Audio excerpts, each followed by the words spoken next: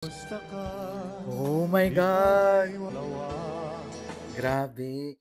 You know, the way he's singing, it's not only because he has the Matt Monroe vocal, but he has this charisma.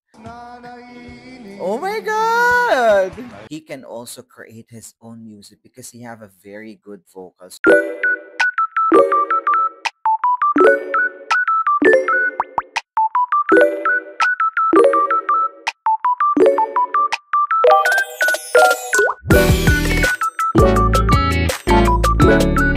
What's up, everyone? It's me, yours 33, John Valencia, and welcome back to True Asian Diaries. For today, we are back for another reaction video for Ruel Carino, the Matt Monroe of the Philippines. And this time, we receive a request na reactan natin yung kanyang OPM versions. Yes, Ruel Carino singing OPM as Matt Monroe, guys. So I'm so excited to check this out, and thank you so much for your request. And of course, mega love shoutout sa CFC saan man sa mundo. Mega love shoutout sa inyo. Thank you so much for supporting our reaction video for Ruel Carino.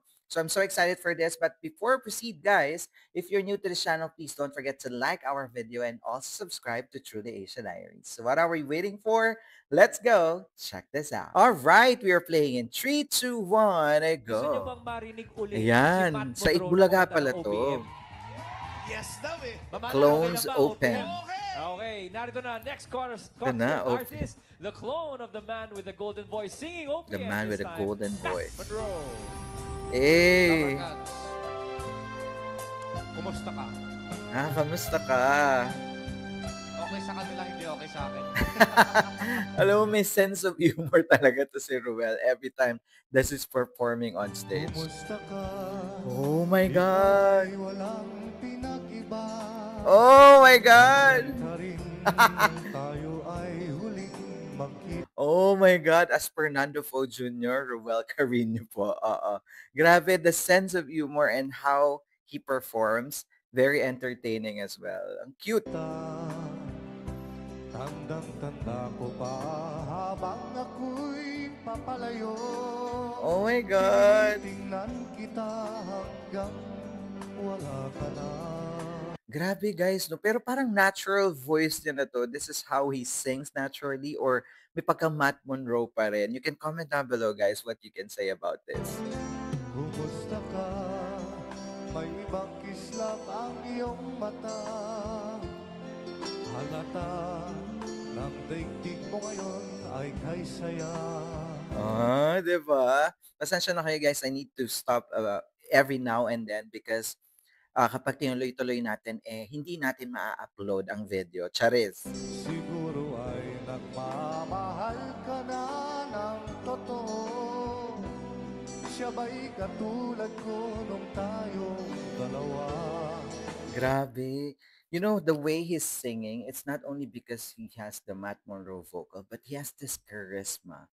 And his vocal is so smooth and so soothing.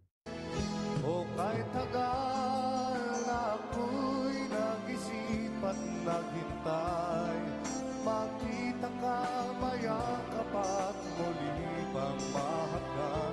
Diba? And he has this way of singing na yung mga verse, he is nailing it smoothly, the transition of his vocal. Ngunit ngayong nangyari na, ako ay nauutang. Walang masabi kundi kumusta ka. Diba? Ang sweet. Grabe. Kumusta ka? Di ka ba sa'kin natatawa? Ang ganda rin ng low tone niya. Walang masabi kundi Kumusta ka? Kamusta ka? He's so funny. Grabe. Ay, may isa pa. Oh, ito naman. Umuwi ka na, baby. labis na naiinis. Oh my God! Kayaya mo sa bawat saglit.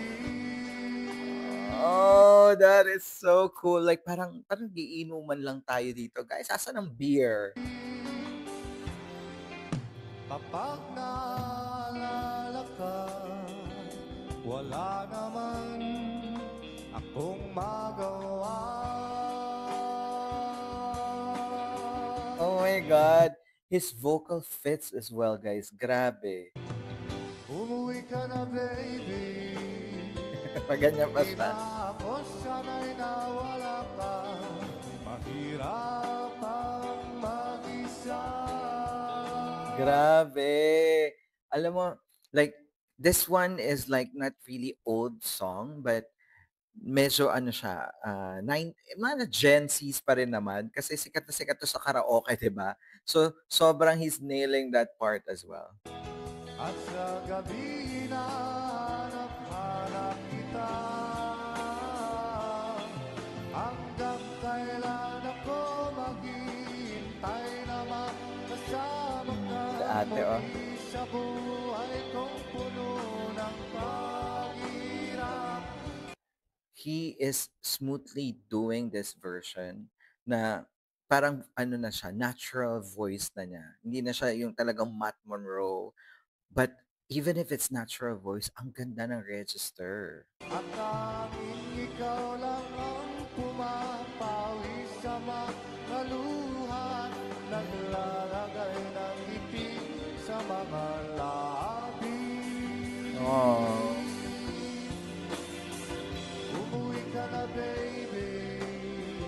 Umuwi ka na, baby. Umuwi ka na, baby. Sino ba kasi yung baby na yan na pinapauwi mo, Ruel? Charis.